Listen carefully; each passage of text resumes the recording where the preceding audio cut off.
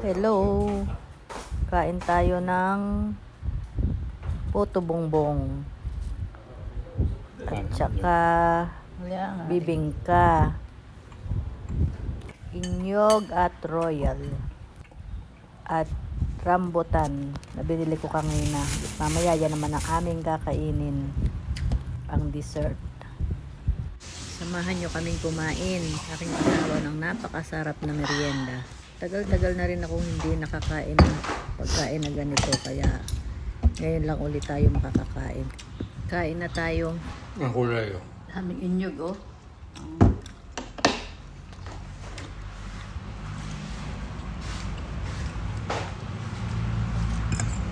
Medyo haluin natin ng konti kasi parang hindi balance yung kanyang lasa. And then tikman natin ulit kung nagpantay na ba yung lasa niya. Medyo matabang pa rin yung iba kaya hinalo pa ulit natin ng minsan pa para talagang tama na yung lasa niya. At tikman natin ulit kung tama na yung lasa. Ang maganda rin yung dahon Okay na na kaya hindi ko na ulit hinalo. Okay, gumawa ng pandan.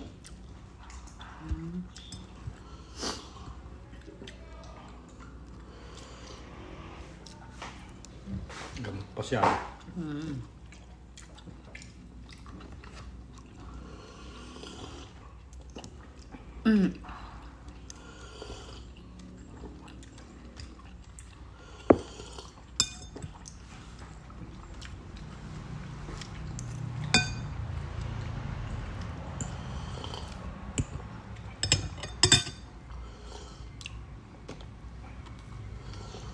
Sarap.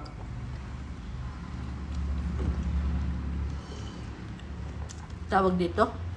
Bumbong. Puto bongbong rin. Pembe. Puto bongbong. Kain tayo ng puto bongbong. Sarap.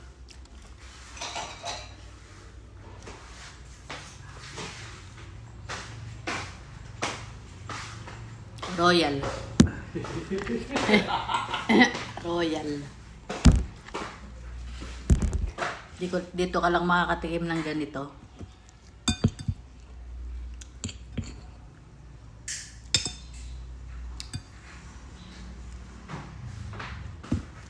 Kaya mag-alala, dadalang ko kayo dyan.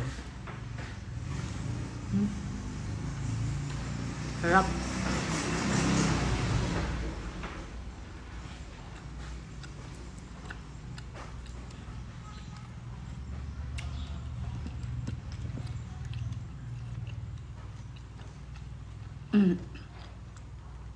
Bibingka.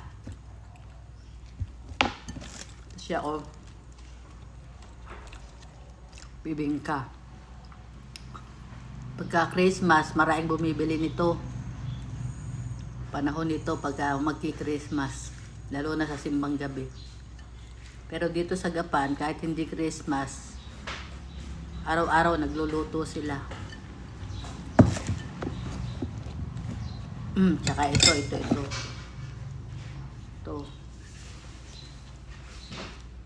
Nagluluto sila niyan araw-araw. Pag bumili ka doon, meron na silang luto. Puto bongbong.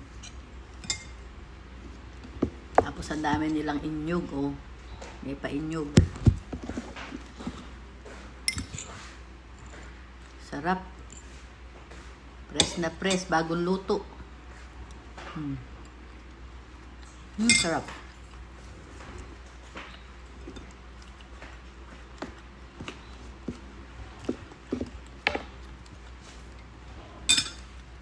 Press na press, babay. Press na press. Sarap.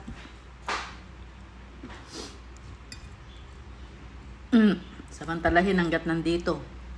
Kainin lahat ng gusto. Okay lang tumaba.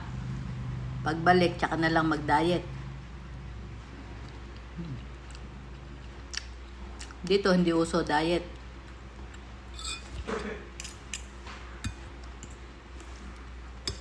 Kain pa more.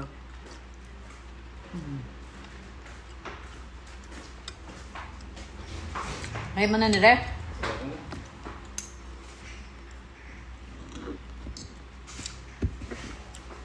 Sarap po, ubusin ko siya talaga.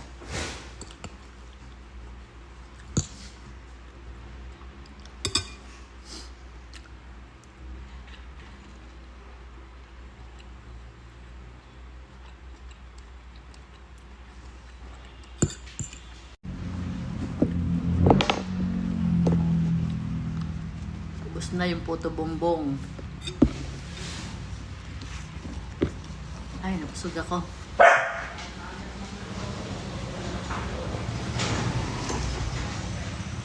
Ito naman.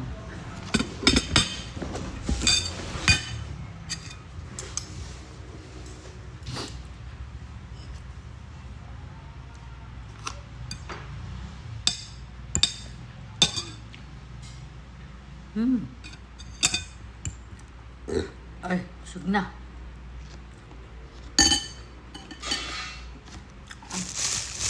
Pamaya ito naman kakainin natin. Rambutan. Ay, itong binili, oh. Kulang 2 kilo. Mura lang dito. 35 pesos ang kilo. Kaya mura, ang tamis. Ang tamis pa.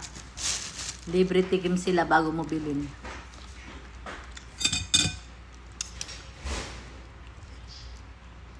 Iba-iba sila ng price. Merong 40, may 60. Pero kaninang maga, nung mamalengke kami, nadaanan ko yan, daming bumibili. Tiningnan ko, 35 lang pala sa kilo. Matamis pa, at saka malalaki siya.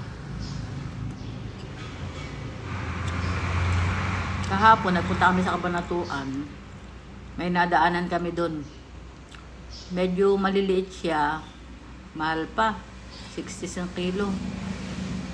Pero ito, ang lalaki, 35 ang kilo lang. Siguro kaya mahal yon kasi nasa highway.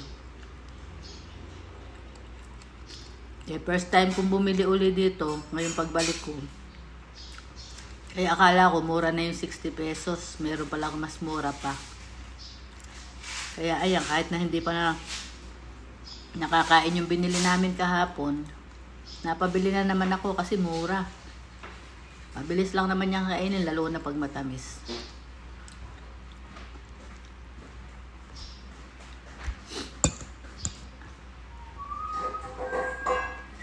Masyadong maalikabok dito, lalo na pag nagta-tricycle ka lang. Kaya ayan, sumumpong na naman yung allergy ko. May allergy na naman ako.